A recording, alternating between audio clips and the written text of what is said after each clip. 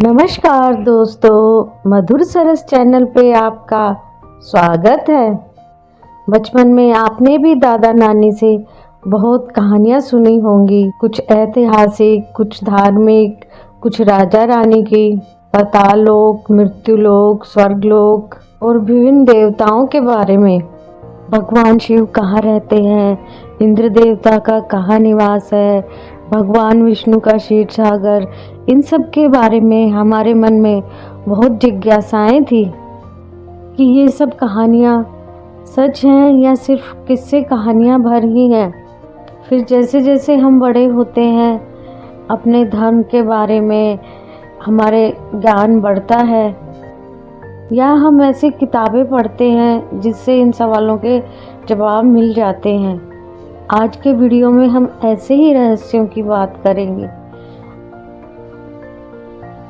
हिंदू धर्म एक वैज्ञानिक धर्म है जिसने विज्ञान को दैनिक कार्यक्रम में शामिल किया है।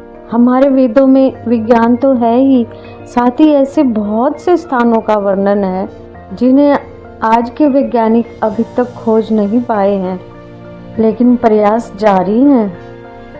आज के वीडियो में हम आपको ऐसे ही रहस्यमयी दिव्य स्थान के बारे में बताएंगे जिसका वर्णन हमारे धर्म ग्रंथों में भी मिलता है। दुनिया के बड़े बड़े वैज्ञानिकों ने उस स्थान पर पहुंचने की कोशिश की, लेकिन वो असफल रहे और उसमें नासा भी शामिल है। तिब्बत के त्वांग मठ के पुस्तकालय में एक प्राचीन ग्रंथ काल विज्ञान आज भी मौजूद है। तिब्बती भाषा में लिखित इस धर्म ग्रंथ में हिमालय पर स्थित 3 सिद्ध आश्रमों का वर्णन मिलता है। पहला ज्ञानगंज मठ आश्रम, दूसरा सिद्ध आश्रम और तीसरा है योग सिद्ध आश्रम।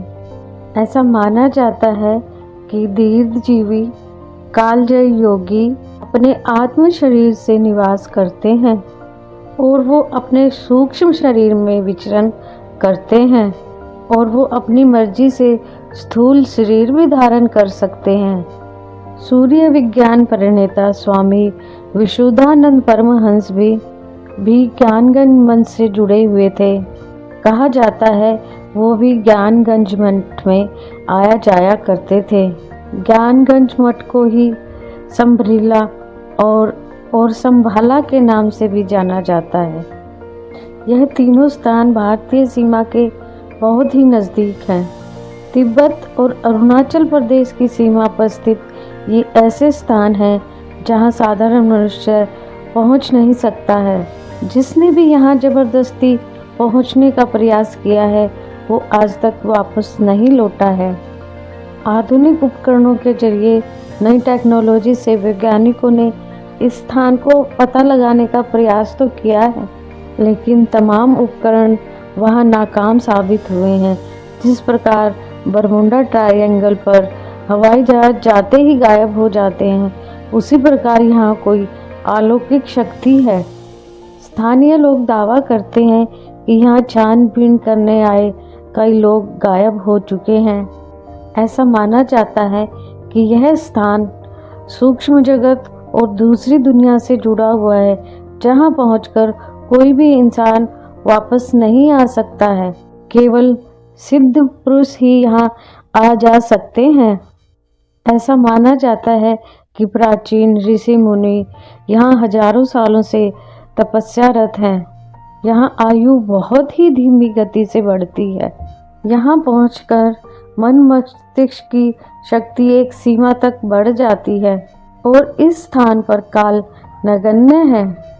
इस घाटी में बहुत सी दिव्य जड़ी बूटियां आज भी पाई जाती हैं।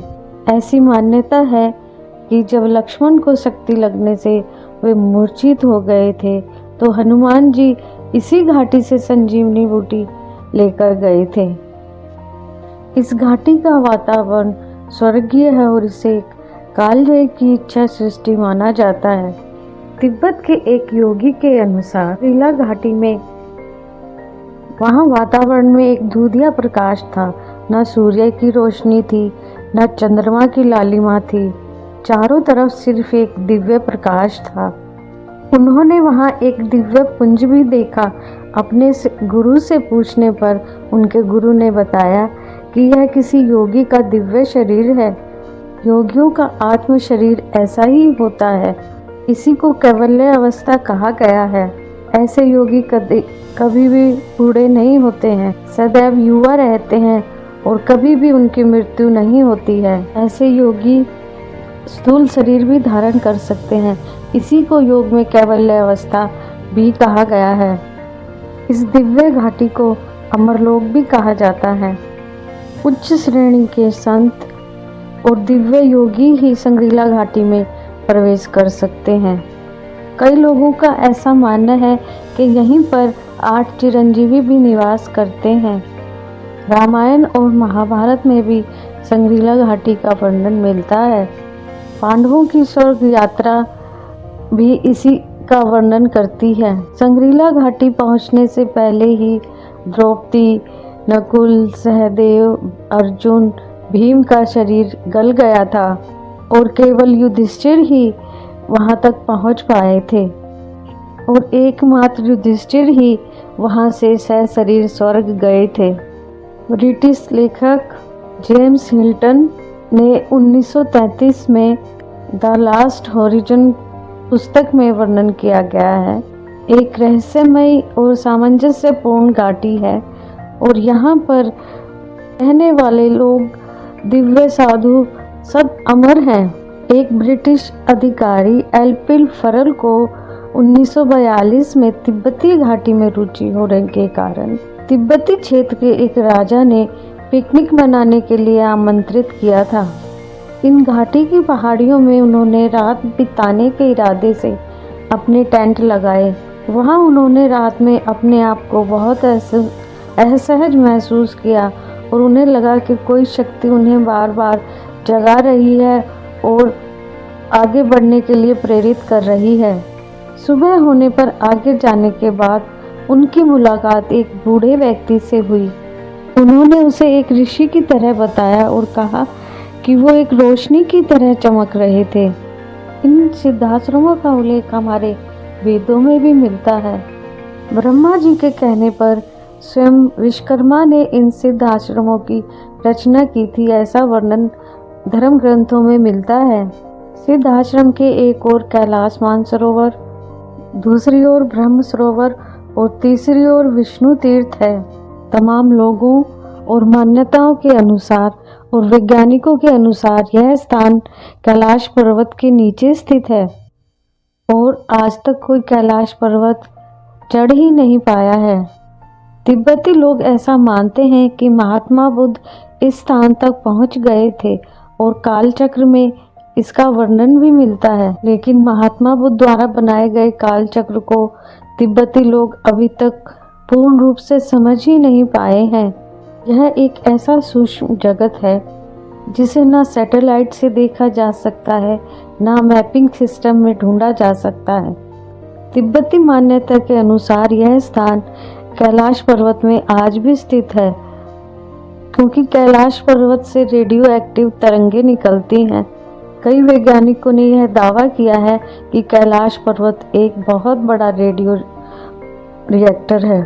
ऐसा माना जाता है जब सिद्ध पुरुष अपनी योग समाधि में बैठते हैं तो एक अलौकिक ऊर्जा वातावरण में फैल जाती है। सिद्ध आश्रम में लोगों की उम्र थम जाती है और कैलाश पर्वत चढ़ते समय उम्र तेजी से बढ़ती है। कैलाश पर्वत को साक्षात भोलेनाथ का निवास स्थान माना जाता है। ऐसा कहा जाता है जो शिव की तरह त्यागी होता है वो ही यहाँ पहुँच पाता है और जो उनकी तरह ही ध्यान समाधि लगा सकता हो। इस स्थान के ऐसे अभी भी बहुत से रहस्य हैं जो सामने आना बाकी है। इस स्थान को पृथ्वी का केंद्र बिंदु या नाभि भी माना गया है और इसके रेडियो एक्टिव होने की वजह से रहस्य और भी गहरा जाता है। आप इन सिद्धाश्रमों के बारे में क्या सोचते हैं, हमें कमेंट करके बताएं। जय भोलेनाथ।